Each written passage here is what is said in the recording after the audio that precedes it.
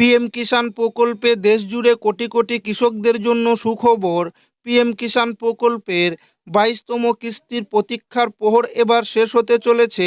প্রধানমন্ত্রী নরেন্দ্র মোদী কৃষকদের আর্থিক দুর্দশা ঘুচাতে পিএম কিষাণ প্রকল্প চালু করেছিলেন।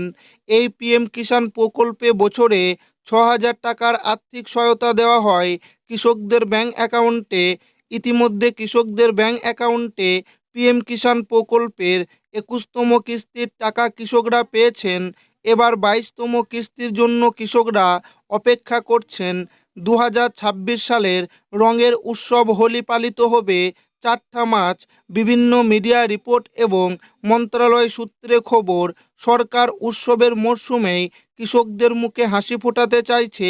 এর সাথে জানা যাচ্ছে পিএম কিষাণ প্রকল্পের 22তম কিস্তিতে এবার অনেক কৃষক 2,000 টাকার পরিবর্তে এককালীন 4,000 টাকা পেতে পারেন। তো পিএম কিষাণ প্রকল্পের 22তম কিস্তির টাকা কৃষকদের ব্যাংক অ্যাকাউন্টে কবে দেবে এবং পিএম কিষাণ প্রকল্পে 2,000 টাকার পরিবর্তে 4,000 টাকা কোন কোন কৃষকরা পাবে, সমস্ত কিছু জানাবো আজকের এই ভিডিওটিতে এবং আপনাদেরকে প্রমাণ সমেত দেখাবো। তাই ভিডিওটি প্রথম থেকে শেষ পর্যন্ত দেখবেন এবং আপনি কোন জেলা থেকে দেখছেন অবশ্যই কমেন্টে লিখে জানাবেন। হোলির আগেই কৃষকদের অ্যাকাউন্টে খুশির জোয়ার। 2,000 নয়, এবার কি সরাসরি 4,000 টাকা। দেশ জুড়ে কোটি কোটি কৃষকের জন্য সুখবর। প্রধানমন্ত্রী কিষাণ সম্মান নিধি যোজনার 22তম কিস্তির প্রতীক্ষার প্রহর এবার শেষ হতে চলেছে। গত বছরের 19শে নভেম্বর 21তম কিস্তির টাকা কৃষকদের অ্যাকাউন্টে পৌঁছেছিল।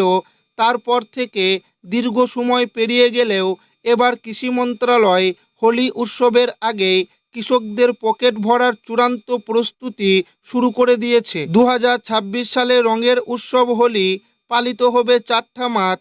বিভিন্ন মিডিয়া রিপোর্ট এবং মন্ত্রণালয় সূত্রে খবর, সরকার উৎসবের মরশুমেই কৃষকদের মুখে হাসি ফোটাতে চাইছে। অর্থাৎ আগামী 4 মার্চের আগেই 22তম কিস্তির 2,000 টাকা আপনার ব্যাংক অ্যাকাউন্টে জমা হতে পারে।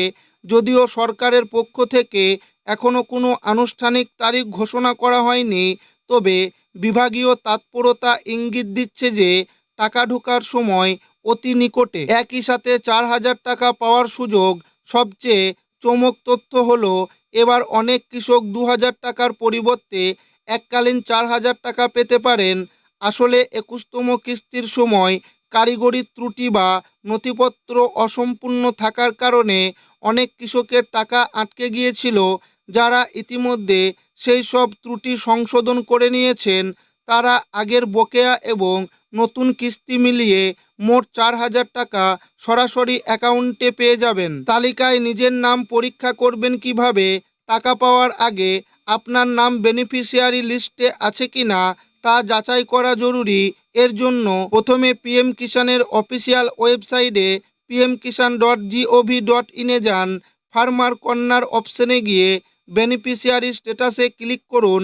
আপনার আধার নাম্বার বা রেজিস্ট্রেশন নম্বর দিয়ে লগ ইন করলেই স্ক্রিনে আপনার ইকেওয়াইসি ও ল্যান্ড সেন্ডিংয়ের স্ট্যাটাস দেখা যাবে। সতর্কতা, যদি আপনার ইকেওয়াইসি এখনও অসম্পূর্ণ থাকে বা ব্যাংক অ্যাকাউন্টের সাথে আধার লিঙ্ক করা না থাকে তবে আপনার টাকা আটকে যেতে পারে। তাই দেরি না করে দ্রুত এই কাজগুলো সম্পূর্ণ করুন যাতে হোলির উপহার থেকে আপনি বঞ্চিত না হন।